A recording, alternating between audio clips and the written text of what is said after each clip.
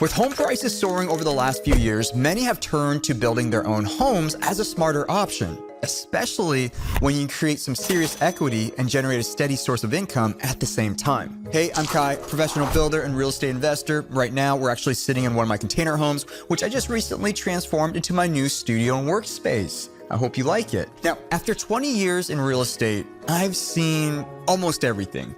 Today, we're diving into the cost of building a home in 2025 with changing interest rates, labor shortages, and what's that thing? Oh, a new president coming up. There's a lot shaking up the market right now. Stick around and I'll share a recent quote a member of ours just got for a custom 1,100 square foot A-frame build, so you can actually see how the numbers really break down. Now, before we dive in, the YouTube channel just hit 150,000 subscribers. Thank you to everyone who's been watching over the years.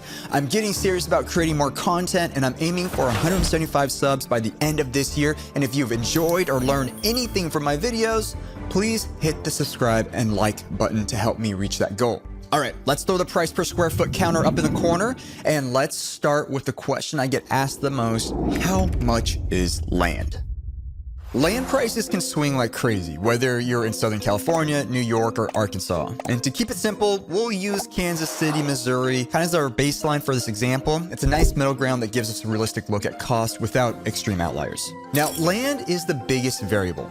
It's all about location, your criteria, and ultimately your goals. Now, most of our clients and members are building mixed-use properties that range from family use all the way to rental income, and then some others are doing like vineyards, therapy, wellness centers, glam sites, and RV parks, and everything like of that light. So their priorities can shift and be very different. Now, for this reason, I don't usually include land cost in my building estimates because the range is just too massive, literally from a couple tens of thousands of dollars all the way to literally in the tens of millions. But let's assume today that we've got 3 acres at $125,000. Now, we'll keep that separate from the building cost since land prices can, like I just said, be all over the place. Now, there are a lot of factors influence building costs right now, but the biggest one: who's going to be the next president? Both candidates have different plans to shake up the real estate market, and here's a quick breakdown and what that means for you. Harris wants to pump government money directly into the economy.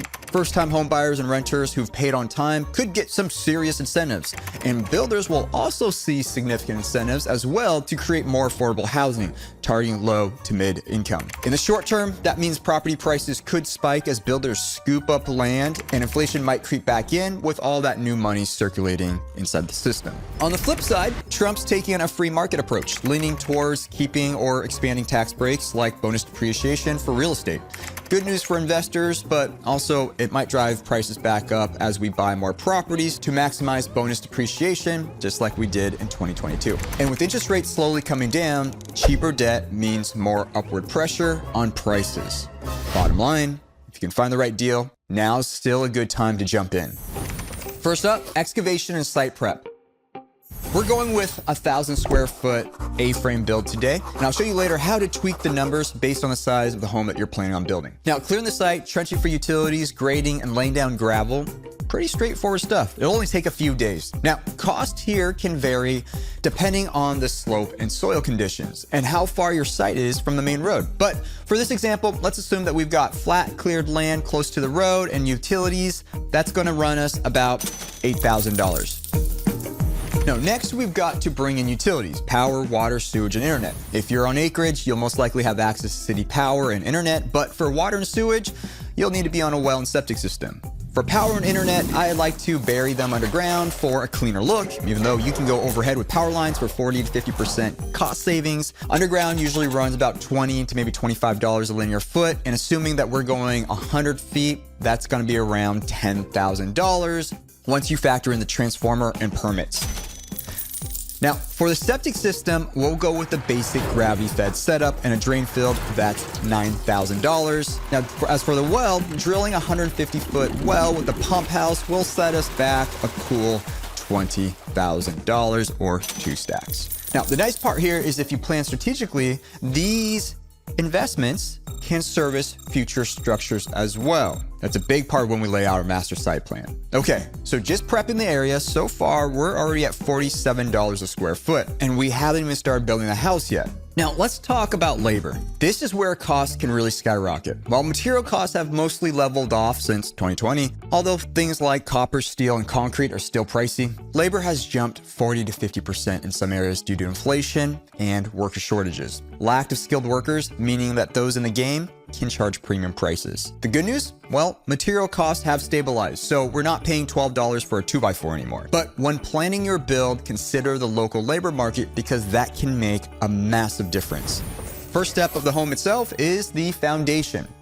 Now, concrete prices have jumped due to massive infrastructure projects across the US. We'll assume $175 per cubic yard, and we'll need somewhere around 40 cubic yards for a simple perimeter foundation.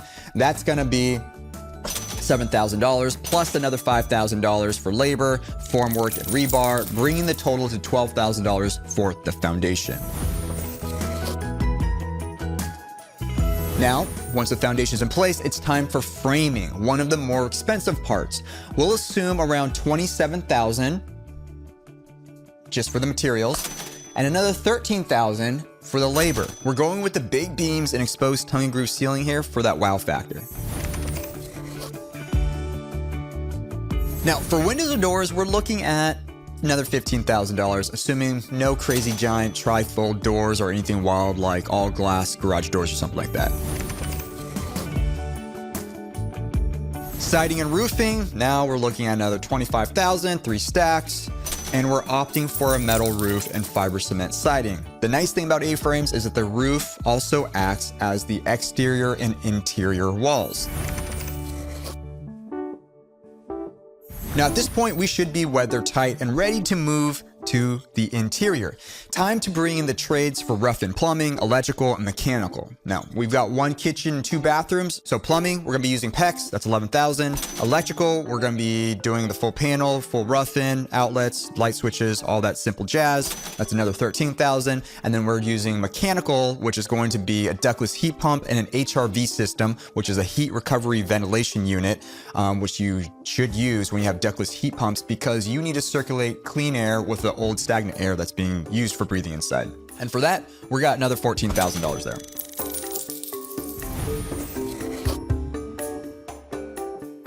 Now, next is insulation. And I'm a big fan of Rockwool for its sound absorption. Not sponsored at all, but Rockwool, if you want to sponsor me, please do. I use you guys all the time. Now, it's also fire and insect resistant, and it's really easy to use compared to that pink stuff or like blown in cellulose, or it's not as spendy as spray foam. Now, that'll be about another $6,000.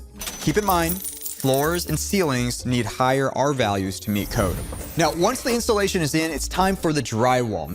Now, we're saving a bit here with the exposed tongue and groove ceilings, so the drywall for the interior walls will be around $6,000. We're not gonna go too crazy with level 5 smooth wall or anything like that, so we can save a little bit of cost there.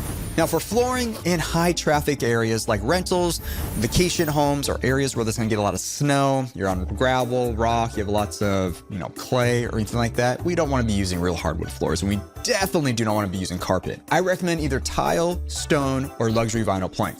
Now, tile is durable, along with stone, but it can be cold and pricey, while LVP, luxury vinyl plank, is waterproof, durable, and gives a uniform look, and it even has texture now to make it look like real wood, and it's borderline bulletproof. We'll go with LVP for around another $8K. Now, for the fun part, finishes. This is where most people blow their budgets. For cabinets, I like mid-grade IKEA boxes with higher end faces. It's a solid option for rentals, looks great, and it's really easy to replace. You can either use IKEA faces, or there's a lot of other third-party companies out there that will literally make you faces for your IKEA boxes. IKEA boxes, there's nothing wrong with them if you don't mind the look of the interior. Usually you can always cloud the outside with some other panels to make it not look like an IKEA cabinet, but they're strong, they're solid, and they are cheap. Literally probably 25, 33% the price of another typical box if you're gonna go with a custom or semi-custom build. We'll budget $17,000 for the kitchen. And you can even save probably $3,000, $4,000, $5,000 by building and installing the cabinets yourself. They're really not that bad. It's just time consuming. Now for countertops, I always love to use quartz. I've used wood before here in this kitchen right now, and it's just horrible. Don't ever use wood in a kitchen. Now I recommend finding local quartz dealers for standard slabs that are around like $200, $500 each, rather than paying $50, $90, $110 per square foot at big box stores like Home Depot, Lowe's, or even IKEA. I'll budget about $3,000 for countertops here because we've got the 2 bathrooms and then obviously the kitchen. All right. Now finally, we got fixtures and hardware.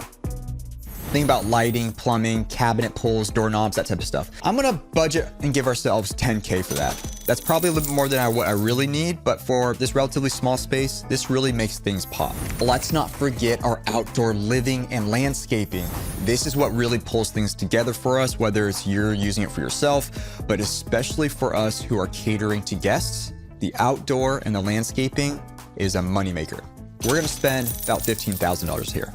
Grand total, we're looking at $236,000 or approximately $236 per square foot, not including the land. That's an additional $125. Now, if your site prep and your utilities are already in place because you've already got a property there or you already own the home, you could knock off nearly $50,000, bringing it down to $189 per square foot. But I like to keep things conservative when it comes to ground up construction. I did splurge a bit on the big beams, exposed ceiling, finishes, and landscaping, but I believe that wow factor really pays off both for guests, cash flow, and the appraised value, equity. Now here's a recent quote a member of ours just got for an 1,100 square foot A-frame project. You can see this quote was actually lower than what we just went through at $186 a square foot, which is actually on par with our estimate if you don't include the utility, trenching, and excavation work. Now here's another look at one of our couples whose projects that's being worked on literally right now. This young couple built an amazing double Scandinavian cabin, but they did quite a bit of the work themselves, wanting to get their hands dirty. We haven't gotten to final numbers yet, but I bet they're probably spending around $145 to $150 a square foot on their projects since they're doing so much of it themselves. Doing your own work can save you a ton of money, usually 30 to 50%, sometimes even more. For instance, I save 70 to 80% by installing metal roofs, running my own electrical and plumbing myself or with my crew. Okay. Now you're probably wondering how to adjust the price per square foot for different size builds. If you're going under 800 square feet, you want to add approximately 25% to the price. If you're going over 1,600 square feet, discount it by 25%. It's a general rule of thumb, smaller builds cost more per square foot because you just can't spread fixed period costs as easily. The smaller you go, the higher the price will be. The larger you go, typically the lower the price will be. But very dependent on the amenities and the quality of the hardware and the finishes that you put inside. Now, looking at our total cost of $361,000, it sounds like a lot, but let's assume that that's about approximately $3,000 a month carrying cost. You can generate between $5,000 to $7,000 a month in revenue, like Nathan here with each of his 3 cabins in Ohio, or Eder in Texas here making between $7,000 to $9,000 a month for each of his cabins. And if this interests you and you want to see if working with me and my team is a good fit, schedule a free call using the link in the description. And don't miss the next video where I break down Nathan's 3 cabins in Ohio. See you there.